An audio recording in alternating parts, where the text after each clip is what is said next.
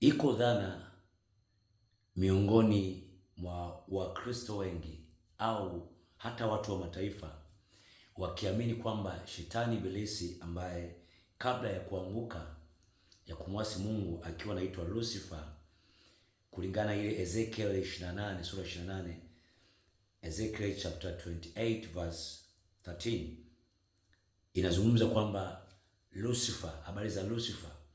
Lakini ukisoma vizuri hii haisemi, Biblia haisemi kwamba Mungu alimpa Lucifer majukumu kuwa responsible na kufanya mziki wala uimbaji. Na wakati huu Lucifer anapozungumziwa na nabii Ezekiel kwa kuongozwa na Roho Mtakatifu, intention ya Mungu ilikuwa inamuongoza nabii Ezekiel aandike kwenye Ezekiel 28, ilikuwa inamuonesha Lucifer ambaye yupo kwenye bustani ya Mungu, kwenye bustani ya Eden. Hakuwepo mbinguni hapa akati anazungumza, alikuwa katika bustani ya Eden. Na ukisoma kitabu cha Waebrania, Hebrew chapter 1 verse 14, inazungumza malaika wa Mungu au viumbe vya rohoni viliumbwa kwa ajili ya kututumikia sisi wanadamu, sisi ambao ni warithi watakatifu wa Mungu, tunaomwamini Yesu Kristo kama ni Bwana na mkombozi wa maisha yetu. Kwa hiyo Mungu alipomuumba Adamu wa kwanza, akamweka katika uwepo wake katika bustani ya Eden, aliwaweka malaika ikiwemo na Lucifer ili wamtumikie mwanadamu. Ni viumbe vimeumbwa kwa ajili ya kututumikia sisi warithi watakatifu au familia ya Mungu.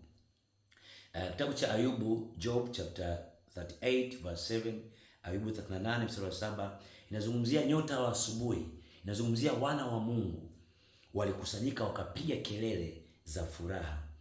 Tafasiri ya Biblia inaposema wana wa Mungu inamaanisha ni malaika wa Mungu. Kwa hiyo inaonyesha sehemu nyingine malaika wa Mungu walimwimbia Mungu na kumpigia kelele za furaha, ila azisemi walimwimbia Mungu wakiwa mbinguni.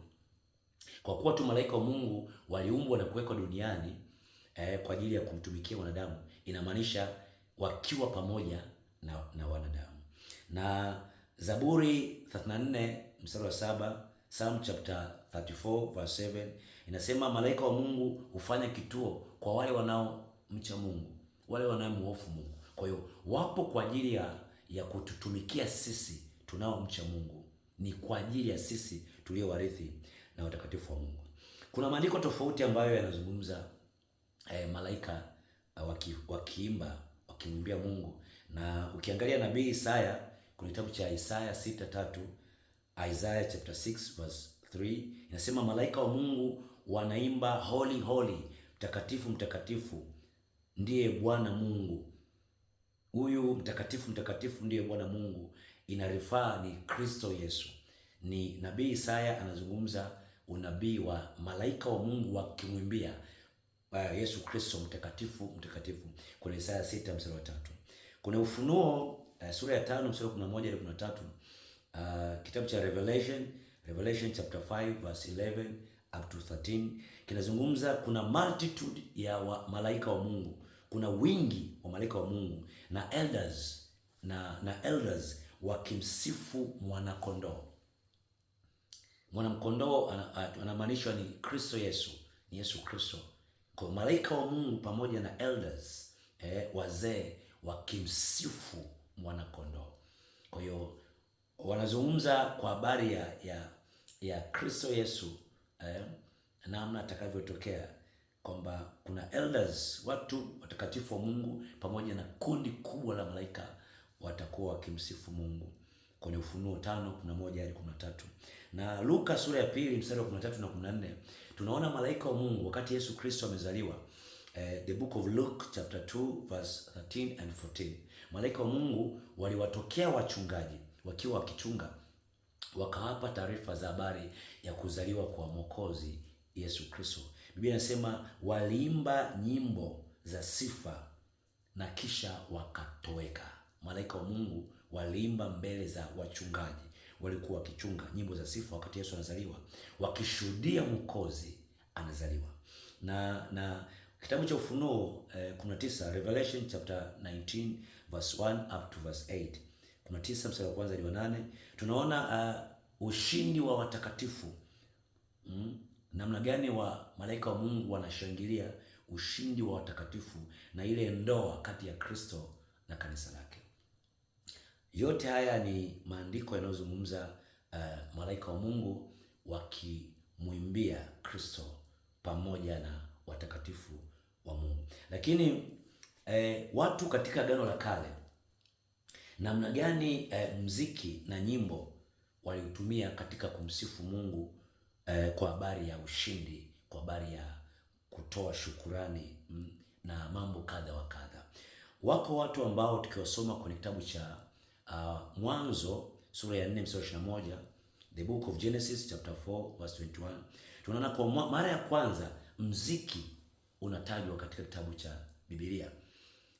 Tunamwona mtaalamu wa mziki Jubal, mara ya kwanza anatajwa, musician wa kwanza anatajwa kwenye Biblia kwenye Mwanzo 4:21, Jubal, kwamba ni mtaalamu wa music na uimbaji.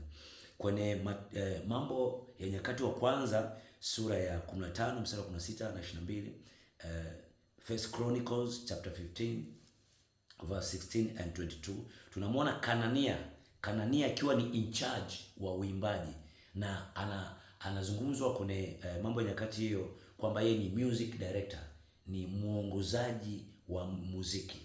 Pia kwenye Mambo ya Nyakati wa kwanza sura 25 mstari wa kwanza 31, First Chronicles chapter 25 verse 1 up to 31, tunaona wanamuziki na waimbaji wa Kilawi, kabila la Kilawi, walijiorganize pamoja kwa ajili ya kumwimbia Mungu, kutangaza ushindi, kutangaza sifa, shukrani na utukufu wa Mungu.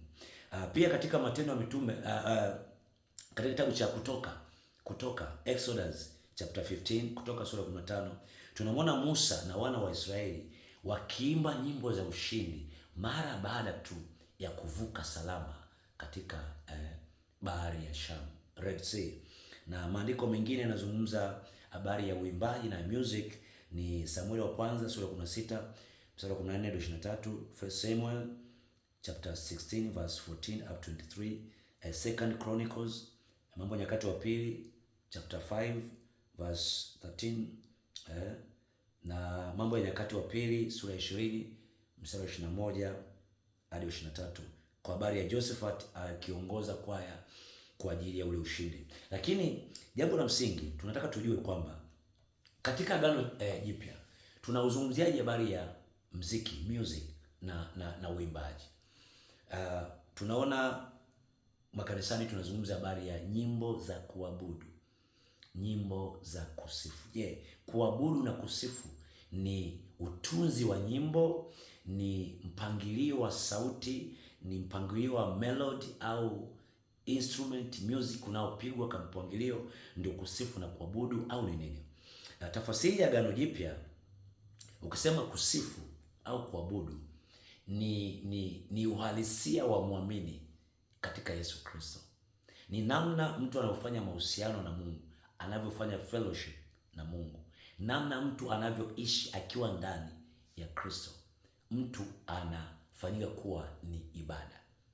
Ibada sio kitendo cha kuimba nyimbo au cha kuomba, ni uhalisia wa moyo, namna mtu wa ndani anavyohusiana na Mungu, anavyompendeza Mungu, anavyomtii na kufanya sawa sawa na sauti ya Mungu au neno la Mungu. Ni mtu huyu, nasema mtu anafanya nini? Anafanya ibada. Nyimbo za ibada sio ni zaidi ya sauti na mpangilio wa melody na mpangilio wa vyombo, ni ule uhalisia. Mtu anaweza kaimba nyimbo za kuabudu au nyimbo za kusifu, lakini akawa hana mahusiano na huyo anayemwimbia. Cha msingi kwamba yule anayemwimbia lazima awe na mahusiano na huyo anayemwimbia, ambaye ni Mungu, ambaye ni Yesu Kristo.